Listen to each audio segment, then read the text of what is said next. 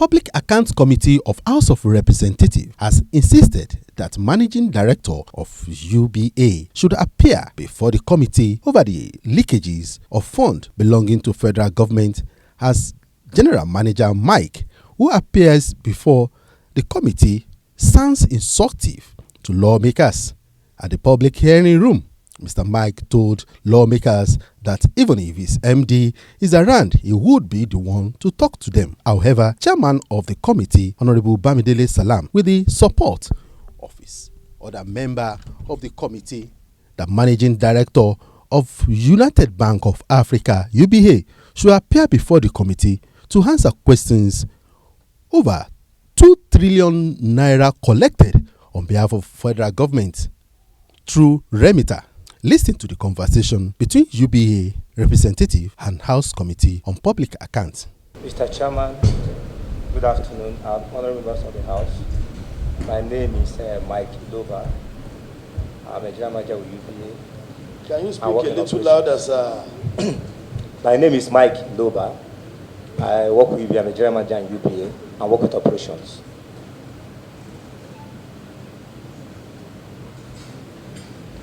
Good afternoon, honorable members of House of Representatives. My name is Akinola Anu. I'm representing UBA from Domestic Transfer Services, Head Office.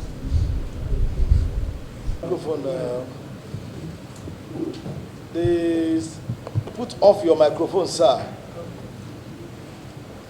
To my immediate right is the Director and the Clerk of the Committee, Mr. Ogunson Olufemi Titus, ably assisted by a team of other very seasoned technocrats. The UBA is here with regards to remitter. And there's something I told this team in my office, which I would like to see also before the camera. I think the total number of banks, deposit money banks that we invited both for document and appearance in this investigation is over 20. And unfortunately, it's only UBA and FCMB that have defaulted serially, both in attendance and in submission of necessary documents for the purpose of this investigation.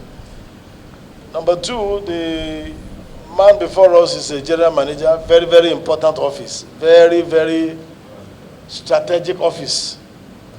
But as strategic and important as the office is, it also falls short of the requirement of representation before this constitutional committee.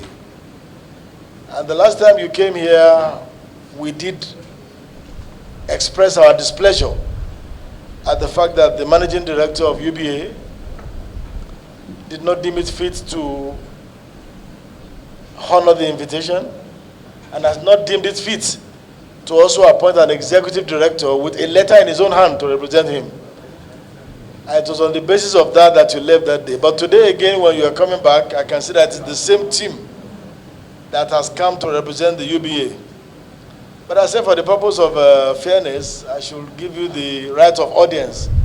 And that's why I said, okay, let's see what justification you will have for us to rescind our decision on the inchoate nature of this representation the last time you came. So it's over to you, sir. Can you just address us on why you think we should change our position on that? Okay, thank you, Mr. Chairman, and I want to start by apologizing. If the committee insisted in seeing our MD and executive director, that's what we should provide. So if I came as a general manager, and I want to apologize for that. But if the committee insists, I'll go back and get an executive director. I can assure you, go back and get an executive director or MD to come. But all the same, what I want to say is that it is still myself that will come with them, and I will still be the one that will discuss with the committee as I'm discussing now. So it's like substance over form. But if the committee insists, I will apologize, and then we'll go back and get an executive director or the GM to attend. But if you want to attend to us, we will still represent the bank. But I can assure you that I will still be the one in the next meeting that will come and discuss the matter before the committee. Thank you, sir. Okay, honorable colleagues, so I want to know your views on this representation before we go ahead. Yes, Chairman, I actually feel that his answers are so insulting by telling us, even if you call us so many times, I'll still be the one talking to you. You may talk to us if your MD is here, but he'll be under oath, and you'll be under oath. But your position has not risen to that position yet. I just want to say that I don't know whether your coming here today was to come and try us, and maybe you have forgotten that we asked you to come with your MD. It's a waste of our time, and we don't have that time.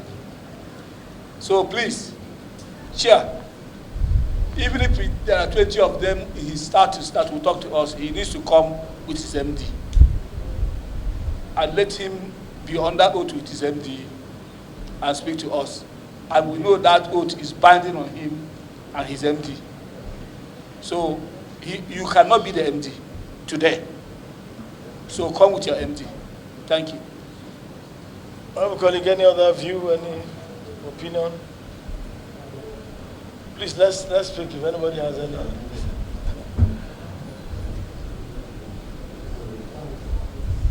That subsists? All right. And before we rule on that, I just want to advise, sir. What's your name, sir? Mike Iloba is my name. Mr. Mike, you are? Iloba is my name. Okay. Like I said earlier, you are occupying a very important position, and we honor that position. But I also want to advise you that whenever you come before Parliament, learn to also honor those of us on this side of the divide. Like my colleague said, the comment you made that even if the MD comes, you are still the one that will be talking, is below the standard of a respectable communication. You don't talk like that. If you go before a body that is empowered to question you and to rule either for or against you, it is not very respectable. And I just want to advise, just like you can commit a contempt in a court of law, you can commit a contempt in Parliament, and the implications are virtually the same. So please, I just want to advise, next time you address us, please try to do that in a very respectable manner, because respect is actually mutual. So on this note, I want to say that the committee rejects this representation and insists. And I don't know why your bank should be the only different one. Your bank and FCMB are the only two banks that have continuously shunned invitation. And we don't want you to push us to the extent of invoking some other relevant sections of the law against the UBA and FCMB. So we want to give you the last opportunity by inviting the Managing Director of the United Bank for Africa and his team to come here and explain or defend the transactions that are running into about 2 trillion naira that you undertook on behalf of the federal government of Nigeria through the remitter payment gateway. So we'll give you a fresh date. The clerk will communicate the date to you. So you may please leave on this note. Thank you. Gbemiga Olamikon, GTV Africa.